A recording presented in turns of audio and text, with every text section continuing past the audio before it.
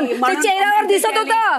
किती खोटं असते, जळण दिसतं, जळाली. खोटापणा आहे ना, तो सगळ्या दुनियासमोर आलाय, सगळ्या महाराष्ट्रासमोर आलाय. तू किती खोटी असती, तुझी आग तू स्वतःलाच लावली. थँक्यू, तुम्हाला सपोर्ट केलाय. I genuinely appreciate. थँक्यू.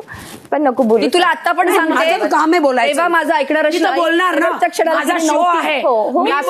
माझ्यासोबत. आणि मी सांगते, तू होतीस, मला माहिती. वरती काय करत होती ना. Bigg Boss Marathi season 6. Reva captain झाल्याच्या नंतर राखी, दीपाली आणि राकेशमध्ये वाद सुरू झाले. कारण की राखी कॅप्टन्सी रूममध्ये येऊन रेवाला भडकवण्याचा प्रयत्न करत होती. रेवाला ती असं म्हणते की तुझ्याबरोबर कोणच उभं नव्हतं, तुझ्यासाठी फक्त तन्वी खेळली आहे. जे की स्पष्ट दिसत होतं. काटाचे हर एक सदस्य, हर एक मेंबर रेवाला सपोर्ट करत होता, पण तरीही राखी आग लावायचा प्रयत्न करत होती आणि त्याच्याचमुळे दीपाली चिडली. दीपाली आणि राखीमध्ये आधीच वाद सुरू होते, कारण की दीपालीला कॅप्टन्सी राऊंडमधून बाहेर काढणारी राखीच होती आणि त्याचमुळे राखी आणि दीपालीमध्ये आधीपासूनच वाद सुरू होते.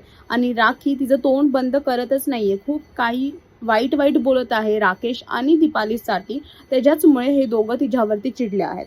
आता बघायचं आहे की पुढे काय होईल आणि अजून अशी अपडेट्स जाणून घेण्यासाठी टेलीचक्कर रिजनल्सला सबस्क्राईब करा.